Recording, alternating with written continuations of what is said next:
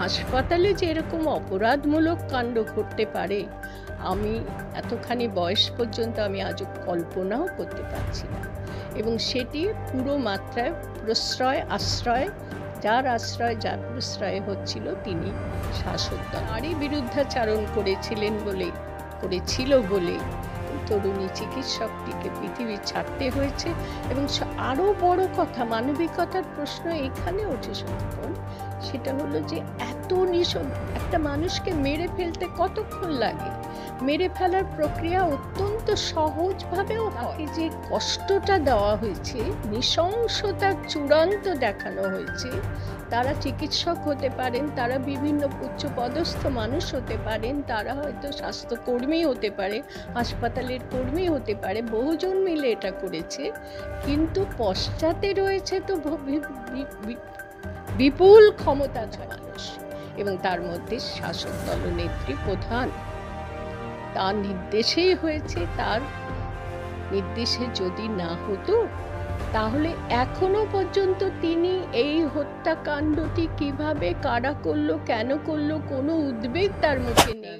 বলছেন যে মুখ্যমন্ত্রী কি এতটা অমানবিক হতে পারেন? কোন বিষয়ে বলো? জুনিয়র ডাক্তারদের সঙ্গে কখনো দেখা করছেন না ঠিক মতন, তাদের 10 দফা দাবি। একসময় মুখ্যমন্ত্রী অনশন করেছিলেন, আর এখন জুনিয়র ডাক্তার অনশন করছেন। মুখ্যমন্ত্রী কি তাদের ব্যথা বুঝছেন না? মুখ্যমন্ত্রীর তো কারো ব্যথা বুঝবার দায়িত্ব নয়। মুখ্যমন্ত্রীর কাজ হলো জনগণের দ্বারা নির্বাচিত সরকারের প্রধান অবস্থানে তিনি বসে আছেন, যদি মুখ্যমন্ত্রী তাকে আমরা বলি। তার দায়বদ্ধতা বিপুল বহু বিষয়ে। মানবিক হওয়ার প্রয়োজন নেই। তিনি মানবিক না অমানবিক আমাদের দেখবার প্রয়োজন নেই। আমরা বলবো আপনি দায়বদ্ধ। আপনাকে মুখ্যমন্ত্রী হিসাবে জনগণের জন্য যা কিছু ক্ষতিকারক সেগুলো দূর করবার ব্যবস্থা করতে হবে। সেজন্যই আপনাকে এই পদে বহাল করা হয়েছে। ব্যর্থ হলে নামতে হবে, ব্যর্থ হলে সেই পদ ছাড়তে হবে। সেটা তার নিজের বিবেকবোধ থেকে তিনি করবেন। মানবিকতা, তিনি মানবিক না অমানবিক আমাদের তাতে কিছু যায় আসে না। তাকে কর্তব্য করতে হবে। এখানে মানবিকতার প্রশ্ন উঠছে না। একজন মানুষ আরেকজন মানুষের প্রতি মানবিক হতে পারে, তার মনুষ্যত্বের খা লাগতে পারে যে আমি এটা মনুষ্যত্ব বিরোধী কাজ করছি। তিনি নাই বা হলেন সেসব দিকের মানবিক মানুষ, সংবেদনশীল মানুষ, কিন্তু তার কাজটা তো তাকে বুঝতে হবে, তার কর্তব্যটা তো তাকে বুঝতে হবে। সেখানে মানবিকতার প্রশ্ন নেই। মানবিক হতে হবে না ওনাকে, কিন্তু কর্তব্য করতে হবে, কাজ করতে হবে। যদি না পারেন তাহলে ব্যর্থতা মেনে নিতে হবে। এবং সেই কাজ কীরকম? আজিকর কাণ্ডের ক্ষেত্রে যেটা হলো, একটা অত্যন্ত খ্যাতনামা সরকারি হাসপাতাল এবং শিক্ষা প্রতিষ্ঠান, চিকিৎসা সংক্রান্ত শিক্ষা প্রতিষ্ঠান, সেই শিক্ষা প্রতিষ্ঠানে গবেষণা কর্মরত চিকিৎসক, মহিলা চিকিৎসক বলতেও আমার খারাপ লাগে। চিকিৎসকের কোনো লিঙ্গ পরিচয় থাকার কথা নয়। চিকিৎসক মহিলা না পুরুষ সে প্রশ্ন উঠবে কেন? কেন এখনো আমরা লিঙ্গ বৈষম্য করব? চিকিৎসক তার কাজ হলো মানুষকে ব্যাধিমুক্ত করা, মানুষকে মরণের হাতছানি যে ভয়, সেই ভয় থেকে মুক্ত করা, হাতছানি পায় যখন তা থেকে মুক্ত করা।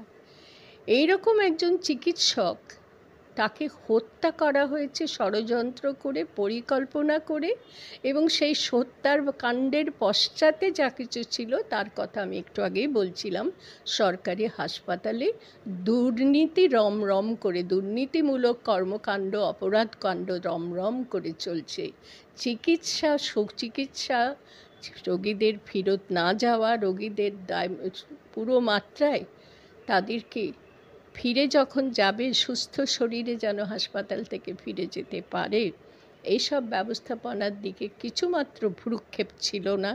এই হাসপাতালে যারা আধিপত্য বিস্তার করেছিলেন, বিভিন্ন পদে যাদের নিয়োগ করা হয়েছিল রাজ্য সরকারের তরফ থেকে তথা শাসক দলের তরফ থেকে, তারা সেসব কাজে লিপ্ত না থেকে নানা ধরনের অপরাধমূলক কাণ্ড, আমি আর বিস্তারিত বলছি না।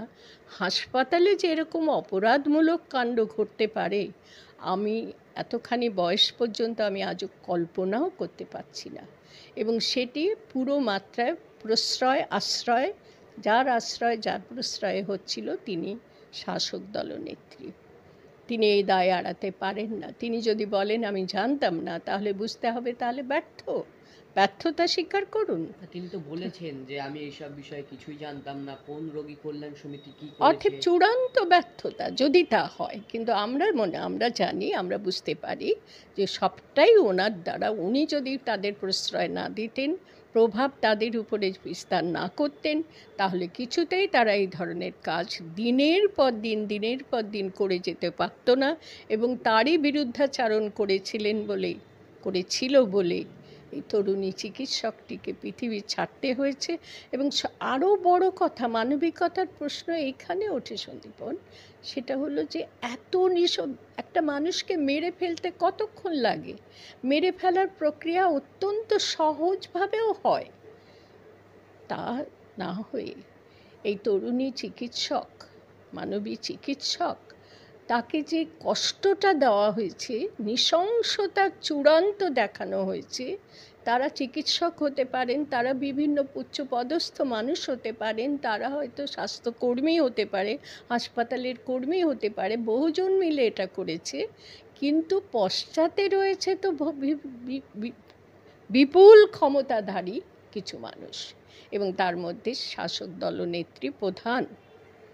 তার নির্দেশেই হয়েছে। তার নির্দেশে যদি না হতো, তাহলে এখনো পর্যন্ত তিনি এই হত্যাকাণ্ডটি কিভাবে, কারা করলো, কেন করলো, কোনো উদ্বেগ তার মুখে নেই।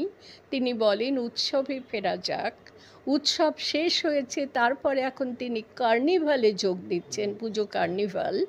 এখানে ডাক্তারদের দ্রোহের কার্নিভাল একসঙ্গে পাশাপাশি এরা দ্রোহের কার্নিভাল করছে, উনি দুর্গাপূজার কার্নিভাল করছেন। ডাক্তারদের কথা একটু পরে যদি অন্য প্রসঙ্গ তোলো তাহলে বলবো, জুনিয়র ডাক্তাররা, আমি যা বুঝি জুনিয়র ডাক্তাররা আজকে মূলত কোন কারণে রাস্তায়, কোন কারণে আন্দোলন, দীর্ঘদিন ধরে আন্দোলনে রত হয়ে রয়েছেন, তার দুটি কারণ। এক হচ্ছে এই বীভৎস হত্যাকাণ্ড তারা মেনে নিতে পারেননি। তাদের মনে হয়েছে এর জন্যে চূড়ান্ত প্রতিবাদ করা এবং যত রকমের প্রতিবাদ সম্ভব তা নামিয়ে আনা তাদের দায়িত্ব, তারা দায়বদ্ধতা থেকে করছে।